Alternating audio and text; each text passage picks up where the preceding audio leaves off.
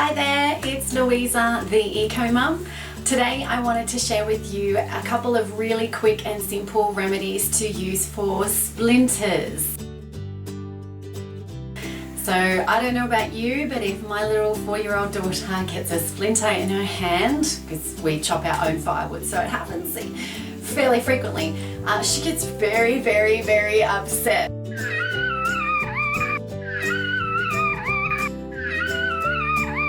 It's a very big crisis and we've got to get it handled immediately or there's maxi drama. So I've learned a couple of really fast remedies to just get it sorted really quickly. The first remedy is really simple. You've probably got this in your pantry already. Just a paste of bicarbonate soda and water. So make up a tiny little paste with like 1/4 teaspoon of bicarb soda and a tiny little bit of water, so half of that amount again, so like half of 1/4 teaspoon, tiny little bit of water. Mix it up into a paste with a toothpick or the back of a teaspoon and just apply directly to the site of the splinter. Cover with a band-aid, leave it overnight. The next day you'll find the splinter will have actually popped out. Very quick, very simple. Another really quick one, if you don't have any bicarb soda floating around or it's difficult to apply it because it's in a difficult kind of like maybe in the middle of fingers or something like that, another quick one is to use a potato peel. So potato peels actually have a drawing power. They will draw out anything that you put them on. So I've actually used potato peels for mastitis to help draw out the blockage in the milk duct.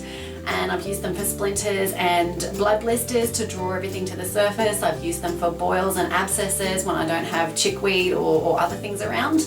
Potato peels are a really quick one and a really easy one to sort out a splinter. Just take the potato peeling, put the white side straight onto the side of the splinter, cover with a bandage, leave it overnight. It should pop out and be sitting in the potato skin the next day.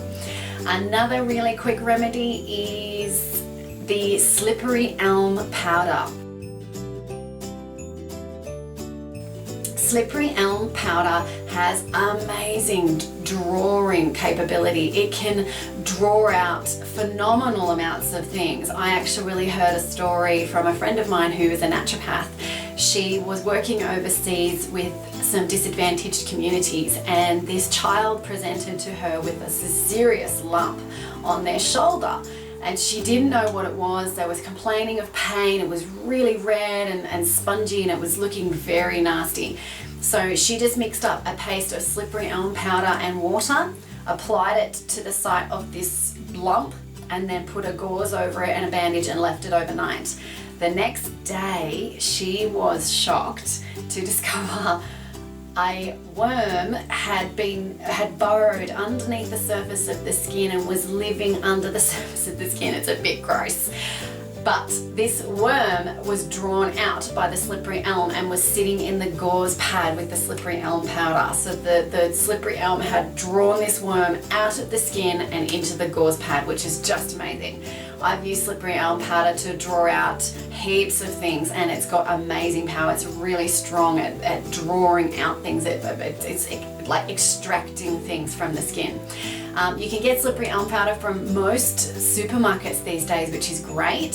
Shops like Go Vita, your local chemist if it's got a bit of a healthy bent, your local health food store will have slippery elm powder. Otherwise you can order online. There's plenty of places you can buy it. It's a really great one to have around the house. It's useful for drawing out things like abscesses and boils, things that are really nasty, yucky looking. It's a very fast drawing agent to get that infection out of that wound and to help speed up the healing. So you just put it on a gauze pad and leave it overnight and draw out the infection and then you can treat the wound after the infection's been taken care of. Splinters, anything that's caught under the skin that shouldn't be there, glass, if you've got shards of glass that you stuck and you can't get them out, then the slippery elm is a great option there.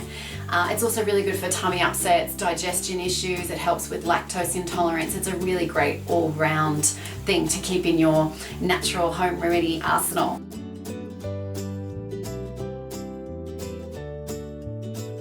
So there you go, 3 really quick and simple remedies to help sort out splinters. So do you have any remedies for splinters? We'd love to hear about it. Pop a comment below and share them with everybody on this channel. If you like this video, please share it with your friends on social media, and don't forget to subscribe over here, this little red button. Thanks very much for joining us, and we will talk to you again next week. Bye bye.